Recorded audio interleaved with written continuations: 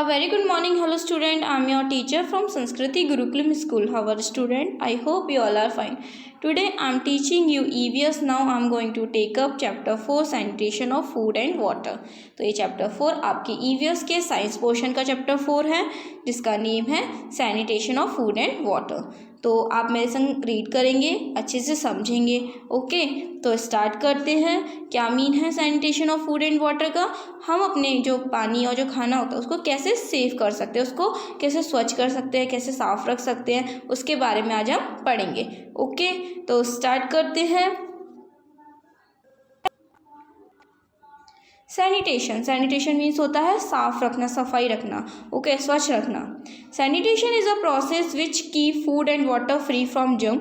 Sanitation वो process है जिससे हम अपने फूड और वाटर को फ्री रख सकते हैं, जर्म्स से साफ रख सकते हैं। Okay, germs are diseases causing microwaves. Germs वो डिसीजेस करता है जो माइक्रोवेव्स से होते हैं। Okay, germ spoil food and water. Germ खराब कर देते हैं फूड और वाटर को। Diseases such as diarrhoea, typhoid, cholera are spread through spoiled food and water. बीमारी जैसे डायरिया, टाइफाइड, क्लोरिया ये क्या होते हैं? ये खराब फूड और पानी पे ही फैलते हैं। ओके, माइक्रोब्स होते हैं जो छोटे छोटे बिल्कुल जो टीनी जो छोटे कीट होती हैं वो हमें दिखते नहीं हैं। Okay, microbes and tiny living beings are found all around in soil, air, water, food and inside the animal bodies. जो माइक्रोब्स होते हैं, जो छोटे छोटे जर्म्स होते हैं, वो सभी जगह होते हैं। सॉइल में भी होते हैं, एयर में भी होते हैं, वाटर में भी होते हैं, फूड में भी होते हैं, और एनिमल की जो बॉडीज होती है उसमें अंदर भी होते हैं। Okay, they are so small that they can be seen only when the help of powerful microscope. ये बहुत छोटे होते हैं इसलिए ये हमें केवल सिर्फ पावरफुल माइक्रोस्कोप की मदद से ही दिखेंगे। Okay, they grow and multiply rapidly wherever they get food, moisture, air and warm temperature from room temperature to human body temperature।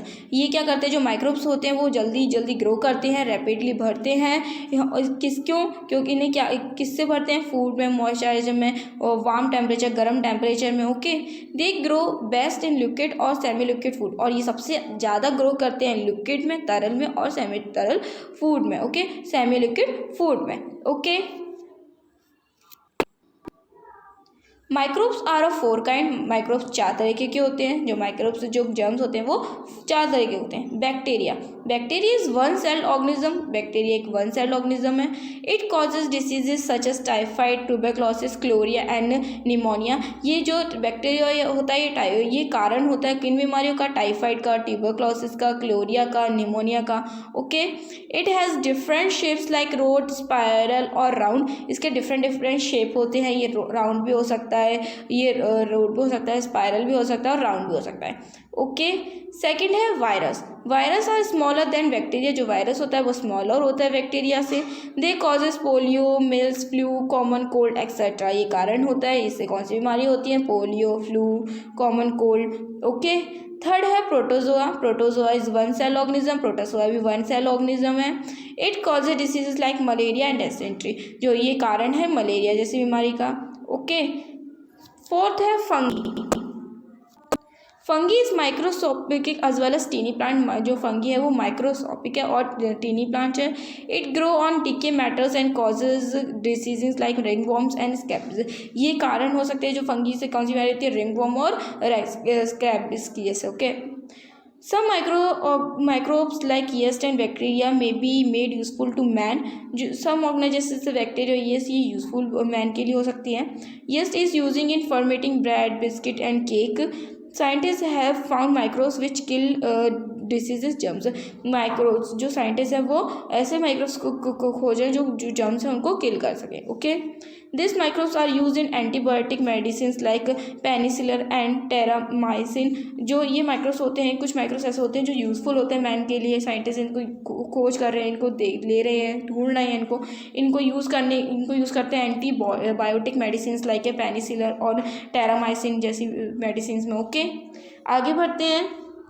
Sanitation of food. अब हम पढ़ेंगे कि फूड को कैसे सैनिटेशन कर सकते हैं, कैसे उसे साफ रख सकते हैं। Okay, germs get into food through air, dust, flies and water. Germs food में कैसे एंटर कर सकते हैं? एयर के थ्रू, डस्ट के थ्रू, फ्लाइज के थ्रू, वाटर के through. Okay, expose food gate germs through air, dust and flies. जो खुला खाना होता है वो उसमें जर्म्स आते हैं किसके थ्रू? एयर के थ्रू, डस्ट के थ्रू और फ्लाइज के through.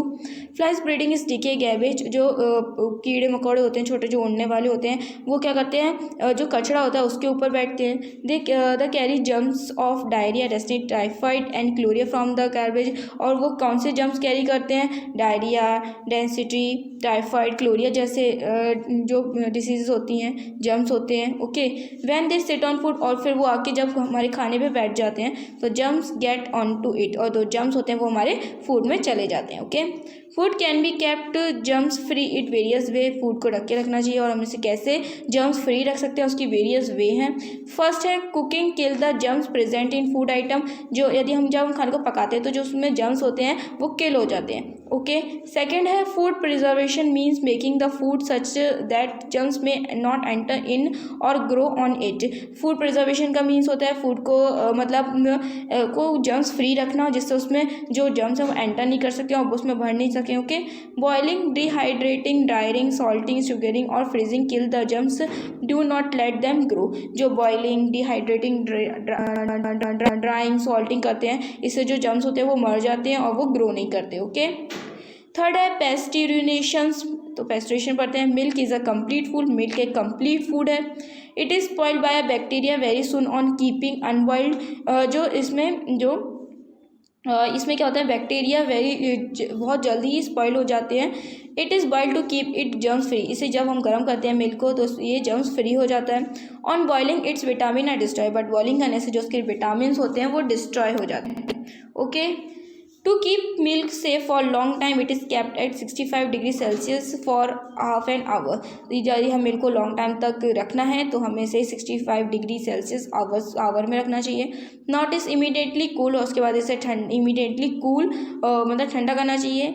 Then it is packed in air tight container, और इसे एयर टाइट कंटेनर में पैक करना चाहिए। और poly bags and capped in fridge, से पॉली बैग्स करके फ्रिज में रखना चाहिए।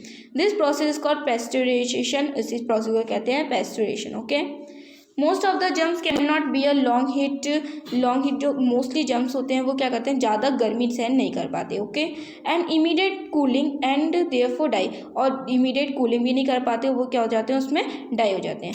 Nutrients of milk like vitamin also remain safe. तो जो न्यूट्रिएंट्स होते हैं मिल्क के वो सेफ रहते हैं। Okay, food should always be kept cover. Food को हमेशा कवर करके रखना चाहिए। It should be keeped in clean air tight container. इसे हमें क्लीन एयर टाइट कंटेनर में रखना चाहिए सो दैट नो जर्म्स और मॉइस्चर में गेट इनटू। सो इसमें ना जर्म्स जाएंगे ना उसमें मॉइस्चर जाएगा। ओके, फिफ्थ पॉइंट है take care in handling food. If any food item has fallen और गेटन scattered on the floor do not mixed in with the clean food. यदि हमें अपने फूड को टेक केयर करना चाहिए, यदि वो फूड गलती से नीचे गिर जाता है फ्लोर पे तो हमें उसे अपने साफ खाने में मिक्स नहीं करना चाहिए। ओके, सिक्स पॉइंट है do not eat cut foods and food expose to dust and flies. हमें कटा हुआ फल नहीं खाना चाहिए जो पहले से बहुत देर का कटा हुआ रखा है, और खुला भी नहीं खाना चाहिए। ओके, क्योंकि उसमें डस्ट और कीड़े मकोड़े लग जाते हैं। ओके, आगे बढ़ते हैं। सैनिटेशन ऑफ वाटर पढ़ेंगे वाटर को कैसे साफ रख सकते हैं, कैसे उसको सैनिटेशन कर सकते हैं। Okay, sources of drinking water. Rain water collect in lake, pond, river and sea. जो रेन वाटर होता है, जो बारिश का पानी होता है वो कलेक्ट हो जाता है लेक्स में, पोन्ड्स में, रिवर्स में, सी में। Okay, some of it seep through the ground which is called underground water. तो इसमें से जो पानी होता है वो ग्राउंड के थ्रू ग्राउंड में चला जाता है तो उसे क्या बोलते हैं, underground water. Okay, it can be obtain through hand pumps, well और ट्यूबवेल्स। ये हमें मिलता है किसके मिलता है, हैंड पम्प के थ्रू, वेल्स और ट्यूबवेल्स के through. Okay, when rain water flow on ground many impurities of dust, dirt, garbage and germs mix with. जब रेन वाटर ग्राउंड के अंदर फ्लो करता है तो उसमें बहुत सारी इम्प्योरिटीज़ आ जाती हैं, बहुत सारी गंदगी हो जाती है, कैसे डर्ट आ जाती है, उसमें गार्बेज कचरा वगैरह मिल जाता है, जर्म्स आ जाते हैं उसमें। Okay, that is why water from pond और river is not safe for drinking. इसलिए जो पानी है पॉन्ड और रिवर का वो पीने के लिए सेफ नहीं होता।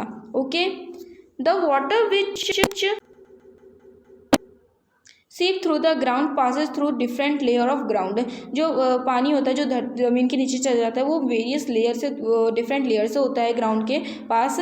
Many impurities get filter and remain on the ground. तो जो बहुत सारी इम्प्योरिटीज़ होती हैं उसमें मिल जाती हैं। Okay, therefore it is safer to drink well water और हैंडपम्प वाटर। इसलिए जो हैंडपम्प वाटर और जो ड्रिंक वाटर है सेफ़ होता है पीने के लिए, but is not completely safe. ये कम्प्लीटली सेफ़ नहीं होता, पर moreover it is containing by people and dirty surrounding.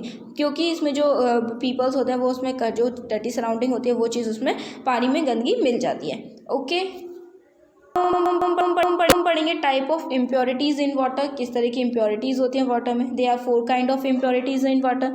Floating impurities जो बहते टाइम मिल जाएँ। Lighter suspending impurities. थर्ड है heavier suspended impurities which settle at a bottom standing. Okay, fourth है soluble impurities like too much salt in sea water. Soluble impurities होती है जैसे ज़्यादा नमक होना पानी में। Some salt in water at certain place causing deformatory of bones. जो ज़्यादा नमक होता है जो वो पानी हमारी बॉडी में जाता है तो हमारी बोन्स को क्या कर देता है, डिफॉर्मिटी कर देता है।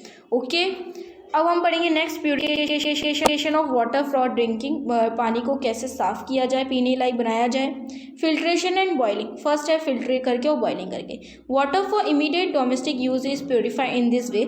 जो वाटर जो डोमेस्टिक यूज़ के लिए उसे प्योरीफाई करना चाहिए। Impure water is filtered through layer of sand and garbage. जो इम्प्योर वाटर होता है वो फिल्टर होता है, उसमें लेयर्स होते हैं सैंड एंड गार्बेज के। ओके, फिल्ट्रेशन में remove floating and suspending impurities but not soluble impurities and all the germs. जो फिल्ट्रेशन करने से फ्लोटिंग और सस्पेंडिंग इम्प्योरिटीज़ तो हट जाती हैं, रिमूव हो जाती हैं, बट उसमें जो सॉल्युबल इम्प्योरिटीज़ होती हैं, जर्म्स होते हैं, वो हटते नहीं हैं। Okay, colour and smell of dirty water do not change even after filtration. और जो गंदा पानी होता है उसका कलर और जो उसका जो स्मेल है वो चेंज नहीं होता फिल्ट्रेशन करने से। ओके, आगे बढ़ते हैं। To make this water germ free, boiling for 10 minutes kill most germs. We should then cool it.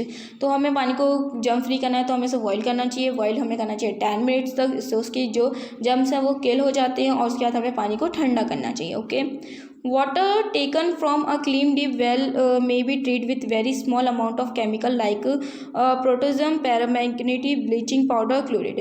तो वाटर को हमें क्लीन करना चाहिए ज़्यादा रखने के लिए, डीप को करने के लिए तो हम उसके लिए क्लोरीन वगैरह यूज़ करते हैं। Okay, Boiled or chemically treated water should be again filtered through a muslin cloth and stored in clean container with lid. Boiling और chemically treated water को हमें फिल्टर करना चाहिए और उसके बाद उसे हमें साफ कंटेनर में रखना चाहिए। Okay, city water supply. अब सिटी वाटर सप्लाई पढ़ेंगे। वाटर फ्रॉम रिवर, डैम और lake is collected in large open tank. जो वाटर रिवर और डैम होता है वो कलेक्ट किया जाता है लार्ज ओपन टैंक में। It is allowed to stand for a few days. Heavier suspended particles of impurity settle down at the bottom. This process called sedimentation. क्या होता है जब पानी कलेक्ट किया जाता है बड़े बड़े टैंक वगैरह में तो उसमें क्या हैवी इम्प्योरिटीज़ हो जाती हैं, मतलब बहुत सारे जर्म्स वगैरह जाते हैं उसमें रहते हैं, तो उसे क्या किया जाता है, क्लीन किया जाता है। ओके, इस प्रोसेस को क्या कहते हैं, sedimentation. Chemical like alum may be used to speed up sedimentations. Sunlight and oxygen of the air also kill many germs. तो जो केमिकल यूज़ किया जाता है एलम, वो क्या करता है, वो यूज़ करा जाता है सेडिमेंटेशन में, और जो सनलाइट और जो ऑक्सीजन होते हैं वो भी किल करते हैं बहुत सारे जर्म्स को। Okay, the clear water at the top is transfer to the filtered bed. This process called decantation. जो साफ पानी होता है उसे फिल्टर किया जाता है, इस प्रोसेस को क्या कहते हैं, डिसेंट्रेशन। Water is filtering through a clean sand bed and gravel. Water जो मतलब फिल्टर से उससे सैंड किया जाता है bed gravel. In this way light suspending particles and some germs are remove. इस तरह से लाइट सस्पेंडिंग पार्टिकल्स और बहुत सारे जर्म्स रिमूव हो जाते हैं। ओके, आगे बढ़ते हैं। आप पिक्चर देख रहे हैं ये वाटर सप्लाई करने की, उसे क्लीन करने की। ओके, नेक्स्ट आपको दिया है water is mixed with a very small amount of bleaching powder to kill all the germs. This process called chlorination disinfection. Water में को क्लीन करने के लिए उसमें ब्लीचिंग पाउडर के very small amount of bleaching powder mixed किया जाता है जिससे जर्म्स किल हो जाते हैं। इस प्रोसेस को क्लोरिनेशन डिसइंफेक्शन कहते हैं। ओके, आगे बढ़ते हैं। Sea water has a lot of soluble impurities which are removed by treat with chemical like geolite. Sea water में बहुत सारे soluble impurities मिले होते हैं जो कि रिमूव किए जाते हैं केमिकल से, जो किसका नाम है zeolite. Okay, before drinking the well, before drinking the water, तो उससे क्या करना चाहिए? Before drinking the water we should make sure that is germ free. पानी को पीने से पहले हमें ये श्योर होना चाहिए कि जो ये पानी है वो जर्म्स फ्री है। First, tap water is safe for drinking because it is purified by treating with chemicals. जो टैप वाटर होता है, जो नल का पानी होता है, वो पीने के लिए सेफ़ होता है क्योंकि वो प्योरीफाई किया जाता है, ट्रीट किया जाता है वेरियस केमिकल से। ओके। सेकेंड है, if we have to drink water from a well और hand pump, it should be treat first with chemical like chlorine. यदि हम पानी पीते हैं वेल और टैप हैंड पम्प्स का, तो हमें इसे पहले क्लीन करना चाहिए केमिकल से, जिससे किससे? क्लोरीन से। Okay.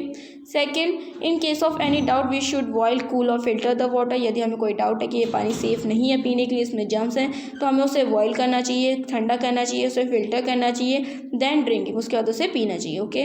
During an over break of cholera it is safer to boil even tap water before use. और जब टैप वाटर में ज़्यादा क्लोरिया मिल के आता है तो हमें उसे भी बॉयल करके पीना चाहिए। Okay. Safe handling of water को कैसे सेफली हैंडल किया जाए? To keep water safe after purifying, water को सेफ कैसे किया जाए प्यूरिफाई होने के बाद? We must handle it is clean manner. Water should be store in clean vessel. Water को हमें क्लीन साफ बर्तन में रखना चाहिए। It should be change daily, उसे डेली चेंज करना चाहिए। We must wash the hand first, हमें हाथों को पहले धोना चाहिए। Then draw water using a clean container with a long handle. और जब हम किसी भी कंटेनर से पानी लेते हैं तो हमें लॉन्ग हैंडल का यूज़ करना चाहिए। मतलब यदि हमारे मटके में पानी है तो हमें उसे हाथ डाल के नहीं लेना चाहिए, हमें एक लॉन्ग हैंडल का यूज़ करना चाहिए, उससे पानी लेना चाहिए, या फिर हमें उसे हम उसे डाउन करके भी ले सकते हैं पानी। ओके। फिर आप distillation to remove the soluble impurities from water is distilled. Soluble impurities को निकालने के लिए जो हम रिमूव करने के लिए जो करते हैं उसे डिस्टिलेशन कहते हैं। The boiling of water into water vapour and then condensing the vapour back into the water is called distillization. पानी को गर्म करना, वेपर बनाना, फिर उसे दोबारा से वेपर से बैग में वाटर में करना, उसे डिस्टिलाइजेशन कहते हैं। Okay. Water obtaining after distillization is called distilled water. और जब वाटर डिस्टिलाइजेशन हो जाता है तो उसे डिस्टिल्ड वाटर कहते हैं। ओके। तो आप ये पिक्चर देख रहे हैं, हॉट वाटर किया, फिर कोल्ड वाटर किया, उसे डिस्टिल किया, तो इसे क्या कहते हैं? डिस्टिलाइजेशन। ओके। आगे बढ़ते हैं। Distilled water is the purest form of water. जो डिस्टिल्ड वाटर होता है वो प्योरेस्ट फॉर्म होता है पानी का। नो जर्म्स और impurities exist in it, that is why it is use in medicine, injections, इन्फेक्टिनेट। इसलिए जो डिस्टिल्ड वाटर होता है उसको यूज़ किया जाता है मेडिसिन वगैरह में, इंजेक्शंस में। Okay. Distilled water is not use for drinking as it contain no minerals. Distilled water को पीने के लिए यूज़ नहीं किया जाता यदि इसमें मिनरल्स नहीं है। Along with impurities the useful mineral have also been remove. साथ इम्प्योरिटी के साथ साथ उसके जो यूजफुल मिनरल्स होते हैं वो भी रिमूव हो जाते हैं डिस्टिल करने से। ओके। सेव वाटर, वाटर को कैसे सेव किया जाए? Many of us get water from house tap और पब्लिक टैप। हम सब पानी कहाँ से लेते हैं? या तो हाउस टैप से लेते हैं, नल घर में जो नल होता है उससे लेते हैं, या पब्लिक टैप से लेते हैं। Okay. You do not have to go long distance to fresh water. हमें दूर नहीं जाना पड़ता पानी लेने के लिए।